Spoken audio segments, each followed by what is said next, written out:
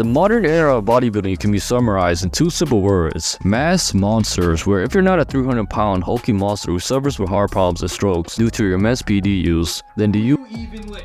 There are 5 eras of bodybuilding, each one unique in their own way. Like the golden era of bodybuilding is just how much ego lifting I can get away with until I become paralyzed. The silver era though is pretty much a competition of who can ingest the most amount of testicles and inject the most weird experimental drugs. The bronze era was pretty much just a cartoon but for buff men who can move their stomachs around like a starving African child. Pretty much, these guys were the real life wizards of bodybuilding. The ancient era of bodybuilding though could be considered the era of the Greek gods, or just naked jacked old men who grunted to slam weights around just like their modern day counterpart. Let's start from the top with the one we're most familiar with: modern bodybuilding. With the rise of mass monsters and the internet, the pre-perception of aesthetics seemed to shift towards a more grotesque and inhuman appearance. If you were a hulking mass monster, you could even be considered a bodybuilder. Steroids became easy access, and if you saw Bradley Meyer walking around your gym, you could easily get your hands on them, even as a teenager. The current Mr. Olympia is 300 pounds pure muscle, and steroids are promoted via social media and influencers. Fitness influencers like Greg Doucette and Noy Dezo are the hypocrites in the industry who tell people not to take steroids while they inject them into their cheeks when no one's looking. Everyone is trying to sell useless supplements or supplements they claim, unlike the others. While Sam Sulek might seem like a good influence, he is unknowingly promoting steroids and drug use without even realizing it. The teens at your gym are definitely story stars, and your local gym girl who wears the tightest clothes, who always films herself, is definitely posting you on social media without your permission and calling you a creep for glancing around your gym for 2 milliseconds. It's practically impossible to succeed as a natural nowadays, especially when bodybuilding requires you to diet down to dangerously low body fat levels. By the time you're on stage, you look more like a buff skeleton than a bodybuilder. I would say modern bodybuilding requires mass and leanness above aesthetics. If you look at someone like David Lade, who would have been considered a bodybuilder in the past, but in modern day, if people saw him, they just think he was a guy who likes lifting rather than a guy who actively competes. David Lade's physique would have been a 10 out of 10 in the silver era, but in today's age, he doesn't even come close to 5 in bodybuilding. The perception of what's a good physique has been severely distorted by social media and bodybuilding overall. Modern bodybuilding is also heavily funded by rich gay men, and as you can see, these folks are definitely not aiming to attract or impress women.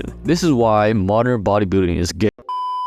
Now, if you were in the golden era of bodybuilding, you were pretty much in the best time, but also the worst. If you were a normal guy who stumbled into a gym full of muscleheads screaming,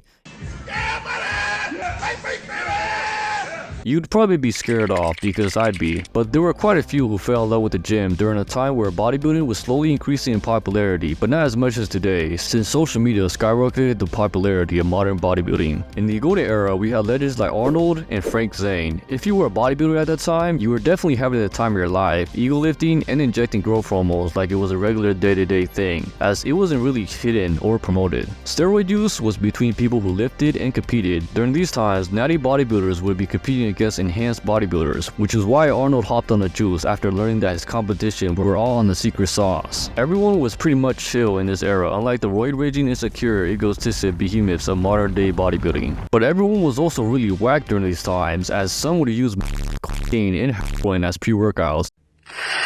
Cocaine, no, flour. And some would during their workouts. So I'm coming day and night. Everyone was pretty much gangster about everything. Not many died from drug use, unlike today, but they instead overdosed and died from a different kind of drug that has nothing to do with bodybuilding. Most of the golden era bodybuilders are still alive, unlike the modern day bodybuilders who would never even make it to 30. The silver era of bodybuilding was mostly about fitness and overall health, what bodybuilding was originally supposed to be about, until it turned into a competition of who could destroy their health and shrink their balls most. This era was the most controversial, as it's debated whether bodybuilders at the time were natural or not. I personally think they were natural, judging from this photo that compares golden era and the silver era. Even if they were on something, it's mostly placebo if it wasn't or because steroids at that time had nearly 0 positives with a long list of negatives. Though later in the silver era, we could say that steroids were introduced, but it was still in its infant stage. So if you were a bodybuilder during these times, you'd pretty much be in the best era if you weren't looking to die or shrink your testicles. Speaking of testicles, the bronze era was all about testicles, eating them,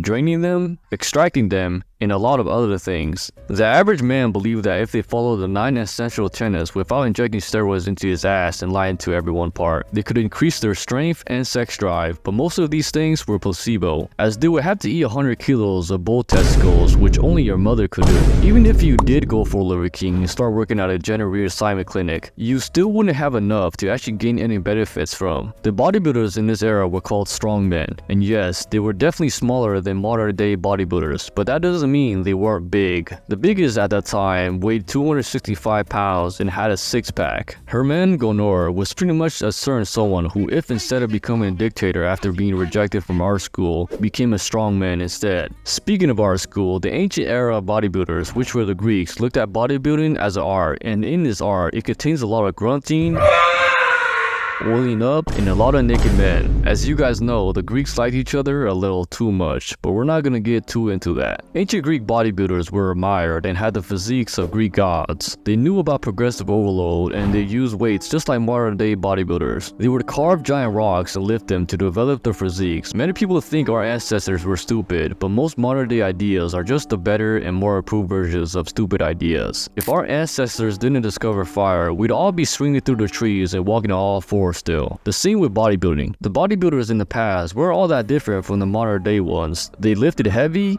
they ate a lot, they chased women, and partied until they passed out. I guess besides the fancy new things and equipment, we didn't really change much. We're all still shirtless men who like looking at other shirtless men, trying to impress other shirtless men. Don't forget to subscribe and comment down what your favorite era was.